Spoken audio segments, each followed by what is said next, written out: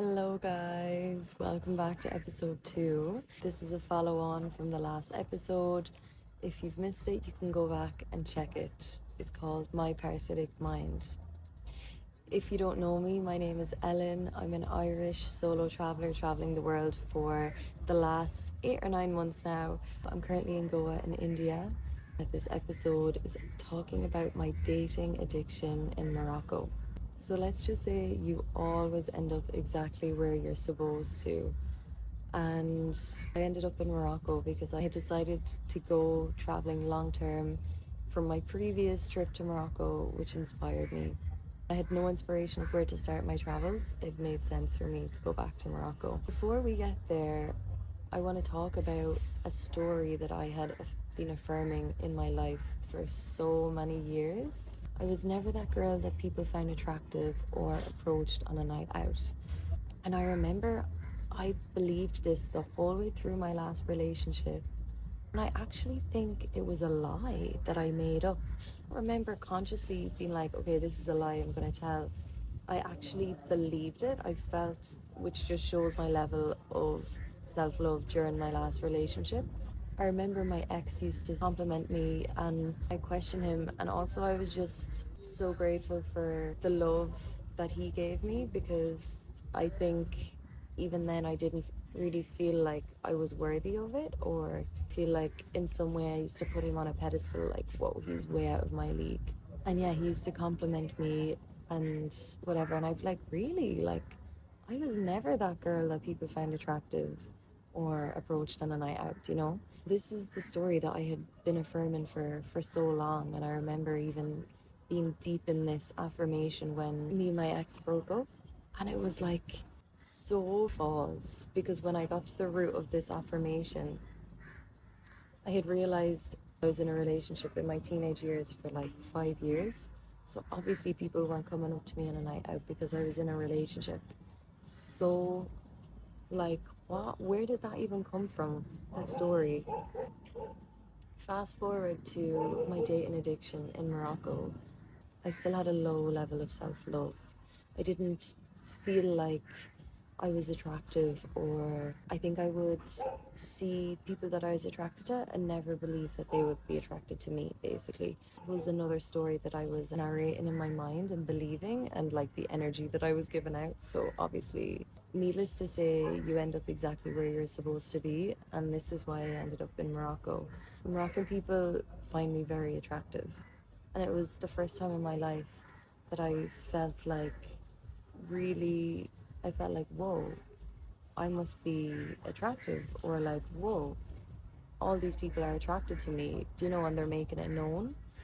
So there's something about this that fucks with your mind, but it also mirrors a lot in you. Like, why do I even care so much about this? Why is this affecting me in like a somewhat positive way, or making me giving me more confidence, or whatever? But it was just like, in the end, it just showed me where I was lacking in my own self-love. So I went on this roll of dating in Morocco for like 3 weeks. Like, I was attracting people that I had things in common with and the same beliefs, and like we were genuinely having really, really good dates. Oh, this is really fun. Like, why not meet these people this way? However, after like a week and a half of like casual dating, and it wasn't really getting in my mind, I think for like a week and a half it started to become like an addiction, because I was getting high off people wanting to take me out, and then the attention that I was getting on these dates. And then when I wasn't on the dates, I was searching for that high. So yeah, there was like 2 weeks of me like on Tinder, like looking for the next high, essentially. I ended up getting myself in a really shitty situation. I was talking to this guy for like 2 or 3 weeks online. He was really, really nice. Like, we had so many things in common. He lived in a different part of Morocco, so we were like, right, let's organize to meet. And we were both traveling a bit to see each other, so we said, right, let's book a night in a hotel. And at the time, this felt like harmless, playful, like innocent, kind of. I have good boundaries, so I wasn't worried. I can communicate quite strongly, so I wasn't worried for my safety or anything. And in the end, like, I was completely safe. But the situation that I got in was just like really uncomfortable. I could recognize what it was mirroring in me already. That like, why do I feel the need to have to go on another date? You know, like, why am I looking for for happiness outside of myself? I was aware of these things, but I was kind of like pushing it to the side because, again, it's an addiction. It was kind of like when you're addicted to your phone, you know you shouldn't be on it, but like you're on it anyway.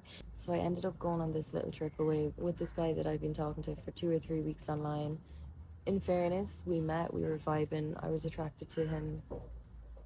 We had so many things in common, like we were having such a good laugh, like everything was like really, really good. Um, but then, like when things started to get intimate, I realized we weren't aligned in that way. And that's when I started to feel really uncomfortable actually, because I had created an expectation of what was going to be, and actually what I felt like I needed wasn't reciprocated. A lot of anger and frustration, and also just like discomfort and not wanting to be there anymore and not wanting to be touched. And I think at that point I was starting to realize, like, how did I get myself in this situation? Why am I in this situation? And the discomfort that I felt, although it was so uncomfortable, there was this moment where like God was there and he was like, this is exactly where you're supposed to be. I really, even though in all my discomfort and anger and what I wanted to do was run, I was safe. I was still safe in the other person's company. Although my body didn't feel safe, like I was safe. But because I didn't want to be there, the level of anger and discomfort was so alive. And God was like, this is exactly where you're supposed to be. Feel that discomfort, feel the anger, let it come out, let it out. What is it? What is actually making you angry? I didn't sleep at all that night, and I woke up and I communicated to the guy that like he needed to leave. That actually sat up all night thinking about was, I was subconsciously hoping, I think, to fall in love with this guy and go off and travel and, yeah, live happily ever after or something. That's what I was actually craving as a human. So I asked him to leave, he left, and it was all fine. But I went on this huge grieving process and death process and realized, like, actually, why am I searching for something outside of myself when I should be able to give all of that to myself? This is a pivotal point in my journey, and I realized, fuck, I actually have a lot of work to do on this and really anchor into my self-love. Yeah, it took me days of like sitting with that grief and that feeling of letting myself down, but then I just realized that actually I'm just a heartbroken girl that lost their dog. That was one of the roots of my loneliness, and years and years and years as a teenager being in like a really unhealthy relationship. So I was conditioned to feel replaceable, and I didn't feel loved or seen or understood in that relationship, or often with my parents growing up. Or a lot of the time I lost friends, really close friends, because I just felt like they never seen me or understood me for who I was.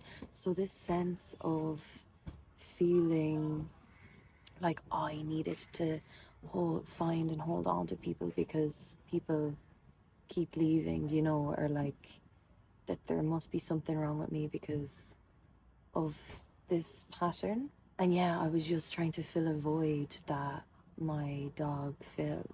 The sense of feeling lost and also really unstable, and like I was looking for a man to like be my stability, be my security, led me to see more and more and more that I had completely abandoned the masculine in myself.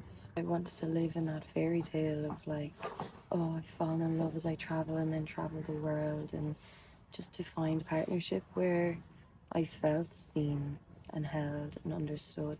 What I did over the next few days while feeling all these things, I knew that I needed to be in nature. I knew I needed to connect back to my practice that I had abandoned for those 3 weeks. I knew that reminding myself of the trust that I have in the bigger picture, that I actually have no control over who I meet and all these things, that everything is destined and everything has purpose. So reminding myself of this, and also just witnessing all the things that I am now and everything that I've become, and that I don't even believe that story anymore that I had written and carried on into my adult life. And I knew I just needed to go into solitude and spend so much time on my own, to get rid of this fear of being on my own, this fear of loneliness, and actually be like, ah, yeah, I always enjoyed spending time on my own, so nothing has changed now. Wouldn't be the person I am today without that dating addiction and that really uncomfortable situation I got myself in. And you're probably wondering, like, why am I sharing about sexual relationships and intimacy and all this? And it's because what I have realized is, if you don't love yourself 100%, if you don't love all aspects of yourself, how can you receive love? And then you're limiting yourself. And what are human beings on this earth if we're not here to experience pleasure? I truly believe, like, as humans, love is our truest nature. Like, what are we here to do? We're definitely not here to make all this money, or the end goal isn't to have this big job, or I feel like all those things can be part of one's purpose, but if we don't truly love ourselves, are we even going to realize the abundance that we have? Can we be grateful for all of the things that we have? The family, the career, whatever it is. I feel like the number one thing we are here to do is to experience pleasure. It's literally in our physical anatomy. And pleasure from eating our food, like so much pleasure through friendship, conversation, like this human relating on a deeper level. You come into union with another soul, like this physical pleasure that leads into the cosmos. Pleasure from moving your body, dancing, exercising, music, all of these things that are here for us to receive pleasure. And if you don't love yourself wholeheartedly, love all aspects of yourself, are you able to expand so large that you can receive all of the love, all of the pleasure in all aspects of your life? Within my 8 weeks in Morocco, I went from having a dating addiction to being faced with all my insecurities and stories that I had been affirming about not being lovable, sitting in my shit, grieving, holding that girl that didn't feel lovable, and working on myself for only a couple of weeks to then receive one of the biggest otherworldly rewards in my life, which was meeting one of my soulmates, someone that I had met and traveled with in another lifetime, someone that I was destined to meet, that my subconscious knew I was going to meet before I ever went traveling. There was signs and smells and tastes and sounds of this person before I ever went traveling. That just showed me, whoa, 2 or 3 weeks of surrendering into the darkness, facing your shit, and deciding, actually, no, I am lovable. I am these things, and stepping into that and embodying that. Already I received one of the biggest rewards of my life. So come back for the next episode to hear about the spiral of attracting these incredible otherworldly connections into my life, while simultaneously believing that I deserve them. But if you made it this far, thank you so much for listening.